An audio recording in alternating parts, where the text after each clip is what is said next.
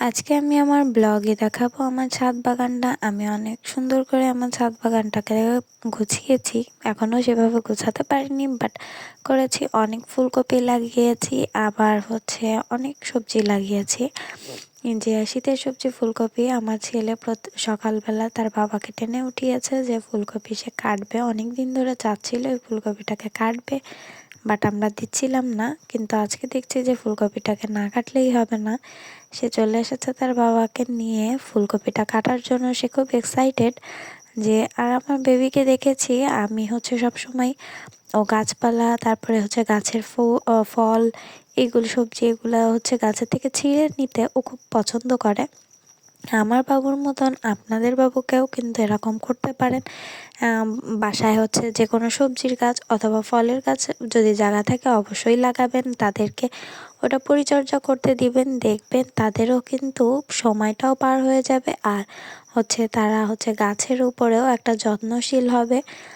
খুবই ভালো হবে। এটা একটা খুব ভালো একটা কাজ, আপনারা কিন্তু করতে পারেন। আমি আমার ছাদে এই দেখুন ফুলকপিটা, আমার বেবি কিন্তু খুবই এক্সাইটেড ফুলকপিটা কাটার জন্য। দেখুন সে বারবার তার বাবার দিকে তাকাচ্ছে যে কাটা হয়ে গেল কিনা। এই যে আমরা তার হাতে দিয়ে দিয়েছি, তার বাবা তার হাতে দিয়েছেন। দেখুন মাশাল্লাহ কত সুন্দর একটা ফুলকপি হয়েছে। আমার প্রায় অনেক ফুলকপি হয়েছে। আসলে সার ছাড়া শাক সবজি খেতে কিন্তু খুবই টেস্ট হয়, আসলে মজাও কিন্তু লাগে। এই দেখুন, এই যে আমার ছাদে আমি আরও দেখাচ্ছি। এই দেখুন এই পাশে অনেক ফুলকপি আছে, সিম আছে, বরবটি আছে, অনেক কিছুই লাগিয়েছি। টমেটো গাছের থেকে শুরু করে প্রত্যেক দিন কিন্তু আমি আমার বাবুকে নিয়ে এই ছাদে আসি, সকালে বিকালে আসি। এই সময় আমি ওকে দেখাই যে গাছের থেকে যে ফলটা বা সে সবজিটা হয়েছে সেটা তুমি ওটাকে উঠাও। এটাইও খুবই আগ্রহ পায় আর খুবই মজা পায়। যে তারপরে আবার সেটা আবার ওকে রান্নাও করে দিতে হয় আমার। এটাও কিন্তু খুব মজা করে খায়। যে গাছে থেকে ছিঁড়ে এনে ওকে রান্না করে দিলে এটা কিন্তু খুবই আগ্রহ বাড়ে, ও খাওয়ার প্রতিও কিন্তু একটা আগ্রহ বাড়ে। এই দেখুন আমার অনেকগুলাই গাছ আছে, বেগুন গাছ আছে। ভালোই মাশাল্লাহ অনেক বেগুন ধরেছে আমার।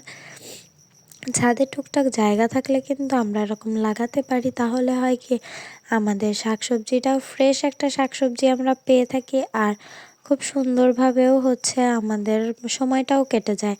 এখানে দেখুন টমেটো গাছে অনেক টমেটো ধরেছে আমার। টমেটোগুলো এখনো পাকে নাই, বাট অনেকগুলা টমেটো ধরেছে। আমি ভেবেছিলাম যে টমেটো গাছে মনে হয় ধরবে না, বাট ধরেছে। এখানেও অনেক গাছ আছে আমার।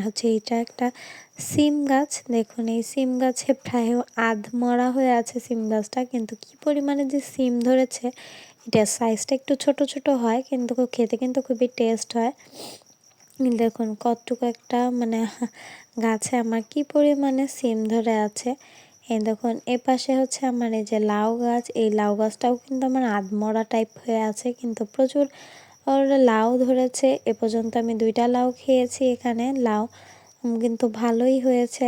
ছাদে টুকটাক জিনিস থাকলে কিন্তু খুবই ভালো লাগে, আর মনটাও কিন্তু খুবই ভালো থাকে। এই দেখুন গাছের পিছনে সময় ব্যয় করলে কিন্তু আসলে মনটাও ভালো থাকে, সবই ভালো থাকে। বাচ্চাদের যদি আপনারা এইভাবে এই দেখুন সে ছিঁড়ে ছিঁড়ে ঝুড়িতে রাখছে, যে সেগুলা খাবে, নুডলসের সাথে খাবে, বা সবজি তাকে তরকারি রান্না করে দিলেও সে খুব মজা করে খায়।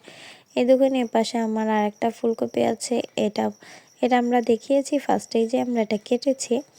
এই দেখুন এখানে আমার আরও ধনেপাতা প্লাস কুমড়া গাছ আছে, অনেক কিছুই আছে আমার ছাদে। আমি এখানে আবার মাছও শুকাতে। এখানে এই দেখুন আদা গাছ, এই যে একটা করল্লা গাছ আমার, এটা নিচের থেকে উপরে উঠেছে। মাশাল্লাহ খুব সুন্দর করল্লা হয়, আর প্রচুর করল্লা হয়েছে। বাজারে থেকে আলহামদুলিল্লাহ আমাদের কিনে খাওয়া লাগে না, যেটুকুই হয়েছে। দেখুন কি সুন্দর বেগুনগুলা হয়েছে আমার গাছে। আমার টুকটাক ছাদে এই বাগানটা করলে কিন্তু আসলে টুকটাক ফ্রেশ সবজিগুলা খাওয়া যায়। আপনাদেরও যদি জায়গা থেকে থাকে তাহলে আপনারাও করবেন, দেখবেন আপনাদের মনটাও ভালো থাকবে। আর বাসায় যদি বাচ্চা কাচ্চা থেকে থাকে তাহলে তো